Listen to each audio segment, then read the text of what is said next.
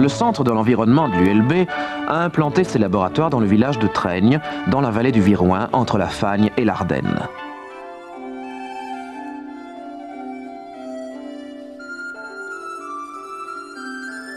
Le pays du Viroin a l'avantage de présenter sur une surface réduite un ensemble de paysages très variés. Les chenets à charme, les hêtraies et quelquefois les plantations de résineux s'y mêlent au pâturage ou s'effacent au profit des cultures céréalières.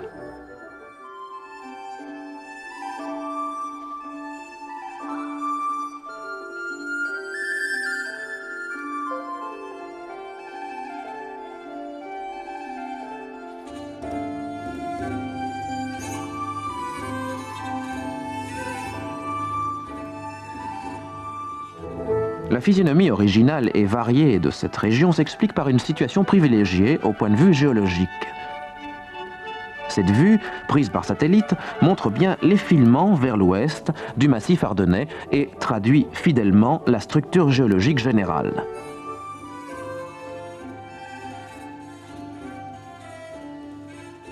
Trois zones en bandes parallèles apparaissent sur la carte géologique. Du nord au sud, c'est d'abord une grande dépression, la Fagne, aux environs de 160 mètres d'altitude.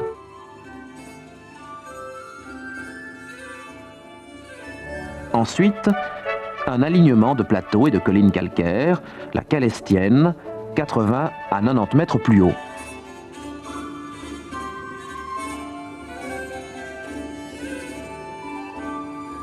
Et enfin, un long versant boisé qui s'élève jusqu'à 400 mètres pour former le plateau ardennais et qui s'appelle ici la Thiérache.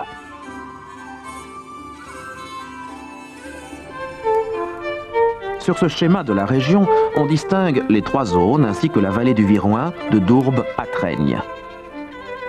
Tout à fait à droite, c'est-à-dire au nord, la Fagne résulte de l'érosion de schistes peu résistants. Elle est recouverte de bois et de prairies marécageuses implantées sur des sols argileux imperméables.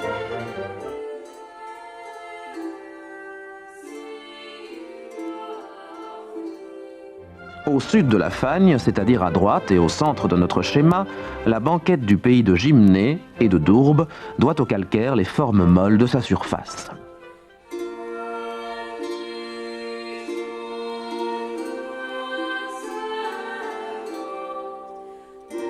Son sol est d'autant plus propice à la culture des céréales qu'il est souvent riche en dépôts de limon.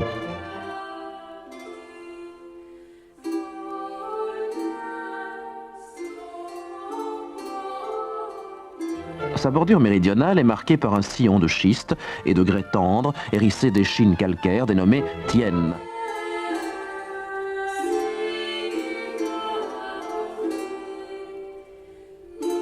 Enfin, à gauche de notre schéma, c'est-à-dire au sud, nous abordons le long versant qui tranche les grès et les schistes durs du Dévonien inférieur.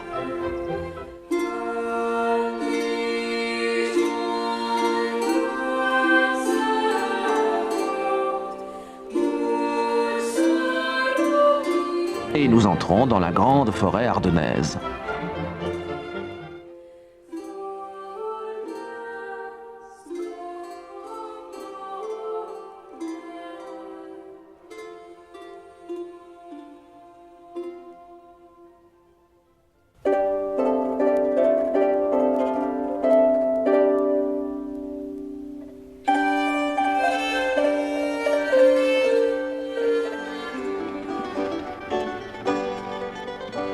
Le Viroin, comme ses deux constituants, l'eau blanche et l'eau noire, suit une direction presque parallèle aux structures géologiques. On les traverse parfois, comme c'est le cas au niveau des Abannais.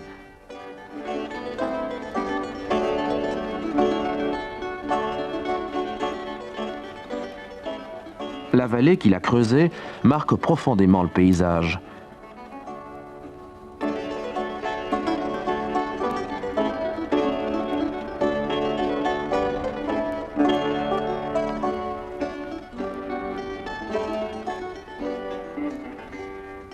L'abondance de la roche calcaire est un autre trait fondamental de la région.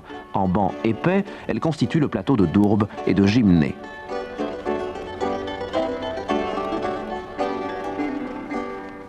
Sous forme de lentilles ou de récifs, au milieu des roches Schisteuse, elle s'arrondit en tienne, aux pentes raides, ou se dresse en piton comme la roche à l'homme, entre Dourbe et Nîmes.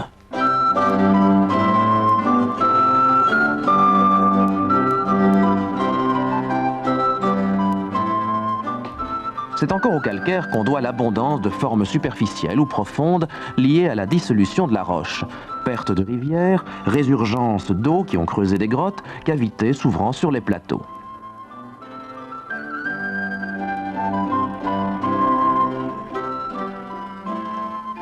Certaines de ces formes sont fossiles et constituent l'héritage de périodes antérieures, aux conditions climatiques très différentes des nôtres. Ainsi, les fonderies se sont sans doute creusées à la fin de l'ère secondaire ou au début du tertiaire.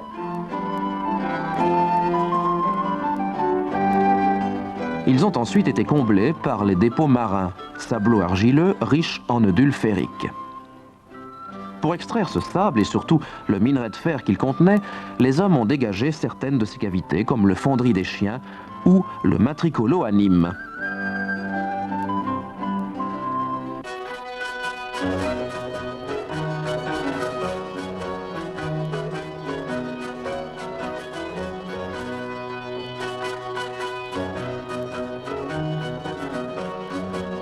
Il y a fort longtemps que l'on a commencé à exploiter les richesses de ce pays, sans doute déjà au néolithique. Au pied de l'Ardenne, une bande déboisée, bien visible sur la carte établie par Ferraris au XVIIIe siècle, existait vraisemblablement déjà à l'époque gallo-romaine. Le long de cet axe de circulation, sur le sol limoneux des plateaux calcaires, s'installe un chapelet d'exploitation agricole et naissent ainsi les ancêtres de gros villages aux fermes de pierre.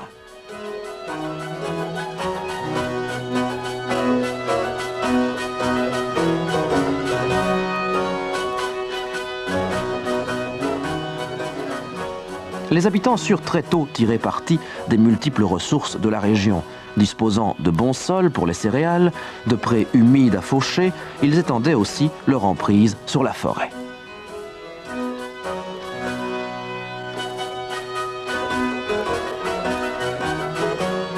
Elle leur offrait le bois pour la construction ou le chauffage, des champs temporaires pour la culture du seigle ou de l'épeautre, ou encore la pâture pour les bœufs et les porcs.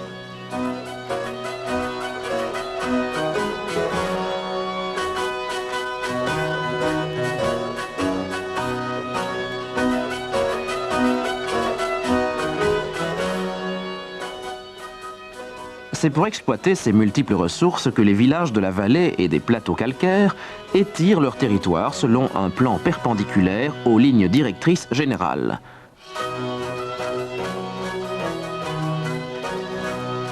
Ceux de la Thiérache ont progressivement ouvert autour de leur maison de grès une large clairière dans la forêt ardennaise.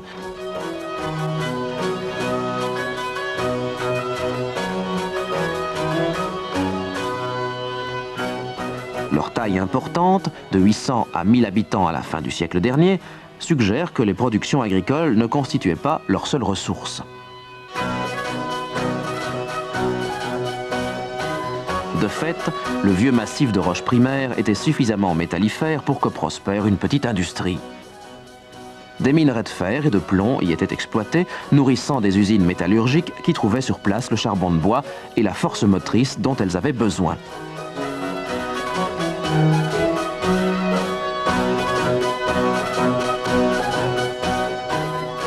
On rencontre encore de nombreux vestiges de cette époque où marteaux et soufflets étaient actionnés par les eaux rapides des rivières.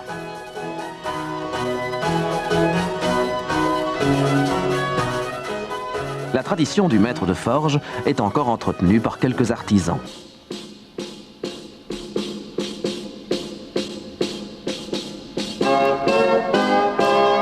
Au XIXe siècle, l'essentiel de cette industrie a migré vers les charbonnages de la vallée de la Sambre, ne laissant en place que quelques fonderies à Couvin et une importante usine métallurgique à Vireux-Molin.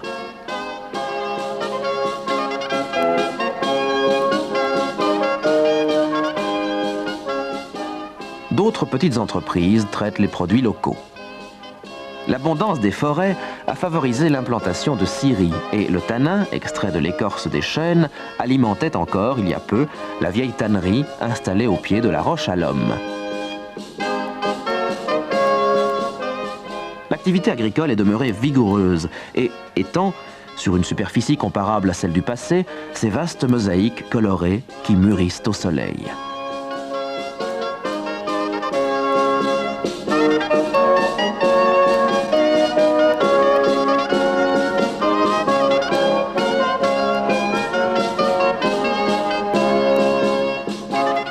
Mais les progrès techniques et le règne du tracteur ont fortement réduit les besoins en main-d'œuvre et ont entraîné le départ d'une partie de la population.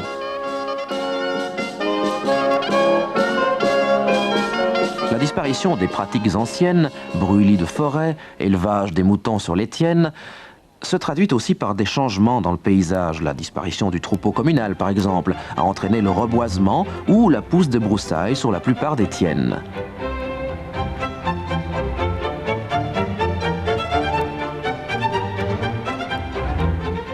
L'usage des engrais, en quantité croissante, a modifié la qualité des eaux courantes et perturbé la faune des rivières.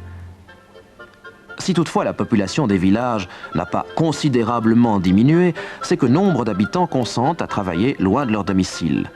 D'autres ont trouvé dans les activités de service, notamment liées au développement du tourisme, une nouvelle source de revenus.